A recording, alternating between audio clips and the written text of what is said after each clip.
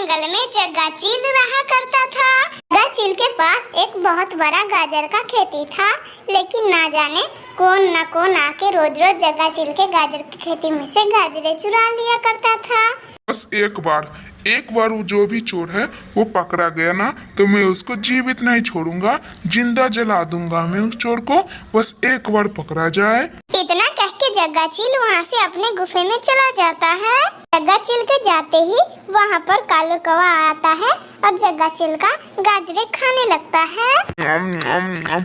इस जग्गा चील के खेती में का गाजर कितना सुंदर है, खाने में मजा ही आ जाता है।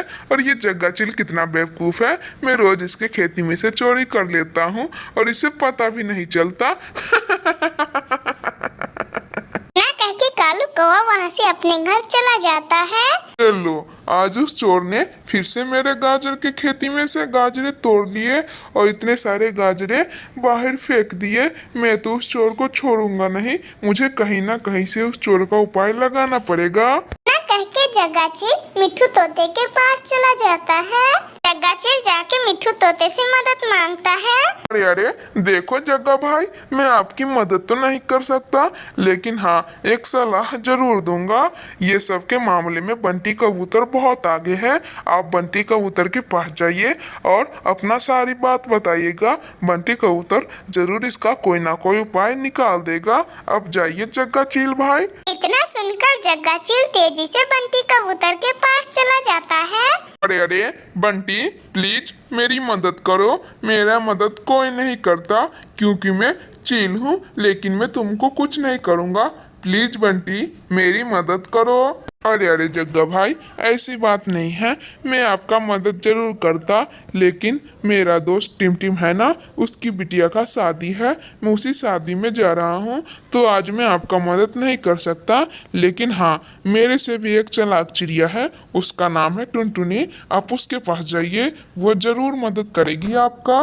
इतना सुनकर जग्गा चील वहाँ से टुनटुनी चिड़िया के पास चला जाता है। अरे देखो टुनटुनी, तुम्हें नहीं इनकारना होगा, क्योंकि मैं बंटी कबूतर मिट्ठू तोता के पास गया था, लेकिन उन दोनों के पास काम था, इसीलिए टुनटुनी आखिरी बंदी तुम ही बची हो। प्लीज मेरी मदद करो। मेरे गाजर के खेती में से रोज रोज कोई चोर आता है और गाजरे चुराता है और साथ ही साथ सारे गाजरे फेंक देता है। मेरी मदद करो टुनटुनी। ओह, तो ऐसी बात है। अगर ऐसी बात है जग्गा भाई, तो मैं जरूर आपकी मदद करूंगी। मुझे इस बात का बहुत अच्छे से पता है कि ऐसे चोर को कैसे पकड़ा जाता है। आप चलिए मेरे साथ और ये वाला कैमरा ले लीजिए। इस कैमरे से वहाँ पे बहुत काम आएगा। आप बस मेरे साथ चलिए।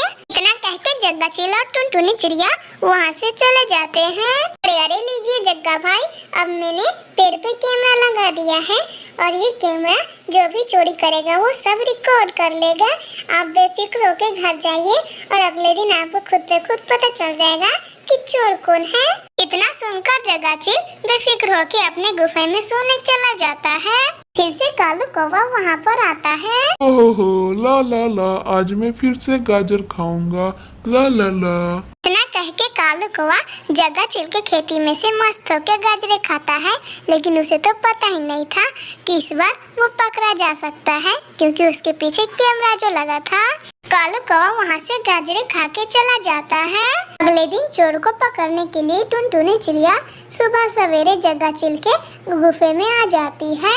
ये लो जग्गा भाई, आपका चोर आपके कैमरे के सामने है। देखिए, ये कालू कौवा रोज रोज आके आपके गाजरे चुराता था। जाइए, आपको जो सजा देना हो दे दीजिए इस काले कलूठे कौवे को। अच्छा, तो यही कालू कौवा है जो मेरे खेत में से रोज रोज गाजर चुरा लेता है। मैं इसे इतनी गंभीर सजा दूंगा कि ये जीवन भर याद रखेगा और किसी के यहाँ कभी भी चोरी नहीं कर सकेगा। इतना कह के जग्गा चील वहाँ से तेजी से कालू कौवे के घर जाता है। जग्गा चील कालू कौवे के घर जाता है तो कुछ बोलता नहीं है, सीधा कालू कौवे को मारने लगता है।